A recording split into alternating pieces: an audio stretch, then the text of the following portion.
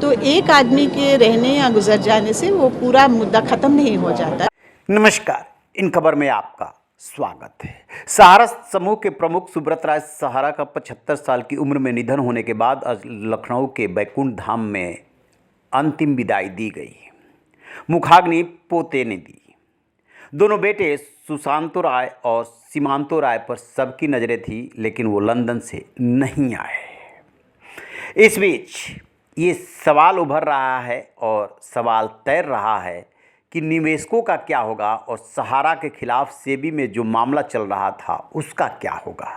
आपको बता दें कि सेबी के साथ लंबी लड़ाई में सहारा का पतन शुरू हो गया था। सुप्रीम कोर्ट ने सुब्रत राय सहारा को 2 साल के लिए जेल भेज दिया था।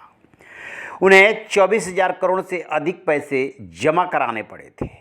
आज तक सेबी ने उस पैसे का वितरण नहीं किया या नहीं कर पाया, क्योंकि निवेशक सामने आए ही नहीं। सिर्फ 138 करोड़ का वितरण हुआ है। फिक्की का एक कार्यक्रम था, वहां पर सेबी की प्रमुख माधवीपुरी बुच पहुंची हुई थी। मीडिया ने उन्हें घेरा और पूछा कि अब सहारा के खिलाफ मामले का क्या होगा। सुनिए उन्होंने क्या दिया जवाब। मैटर तो देखिए, वो जो सहारा मैटर है वो तो एक एंटिटी के साथ था, पूरा सहारा ग्रुप के साथ और उनके इन्वेस्टर्स के साथ। तो एक आदमी के रहने या गुजर जाने से वो पूरा मुद्दा ख़त्म नहीं हो जाता है। जो इन्वेस्टर्स हैं जिनको अपना पैसा मिलना चाहिए वो तो आगे जाके चलता ही। सुना आपने, बुच साफ साफ कह रही है कि जो मामला चल रहा है वो किसी व्यक्ति के खिलाफ नहीं बल्कि पूरी एंटिटी यानी कि कंपनी के खिलाफ है। लिहाजा वो मामला चलता रहेगा, उसमें सहारा को कोई रियायत मिलने वाली नहीं है। दरअसल हुआ यूं था कि 2009 में सहारा आईपीओ जारी करने को लेकर के पहुंचा सेबी के पास।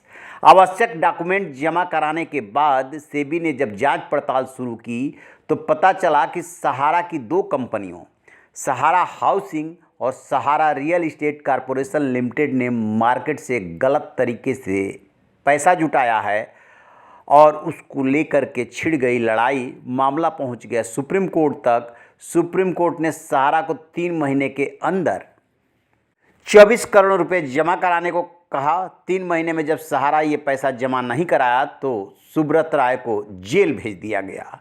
लगभग 2 साल 2014 से 16 तक वो जेल में रहे। मां छवि राय के निधन के बाद उन्हें पैरोल पर छोड़ा गया। उसके बाद वो कभी जेल नहीं गए और इसी बीच एक पटना हाई कोर्ट में भी मामला गया।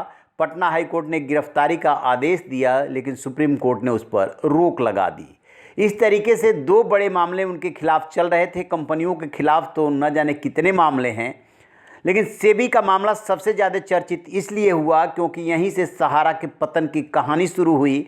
जो सहारा कंपनी कभी बुलंदियों पर थी, 11 साल तक क्रिकेट टीम को उन्होंने स्पॉन्सर किया, जमीन से लेकर के आसमान तक राज किया, वो सहारा सेबी से झगड़े में अर्श से फर्श पर आ गिरा। किसी तरीके से जब तक सुब्रत राय जिंदा थे वो मामले को मैनेज करते रहे, लेकिन अब पूछा जा रहा है कि अन्य निवेशकों का क्या होगा। 2 कंपनियों में गलत पैसा जुटाने के मामले को लेकर के सुप्रीम कोर्ट में मामला चल रहा है या सेबी में पैसा जमा है सेबी के पास, लेकिन जो अलग अलग स्कीम्स के तहत लोगों ने पैसा जमा कराए हैं, गरीबों ने, महिलाओं ने, किसानों ने, उनका पैसा देने में भी सहारा आनाकानी करता रहा है। कई शिकायतें आती रहती हैं। उनका पैसा लौटेगा या नहीं लौटेगा, क्या होगा? तो आपको स्पष्ट कर दें कि सिर्फ उन 2 कंपनियों के लिए जो पैसा बाजार से जुटाया गया था वही मामला सेबी के पास है और उसी के निवेशकों को वो पैसा मिलेगा। बाकी कंपनियों में, योजनाओं में यदि किसी ने पैसा जमा करा रखा है तो उसके लिए उन्हें अलग से लड़ाई लड़नी होगी।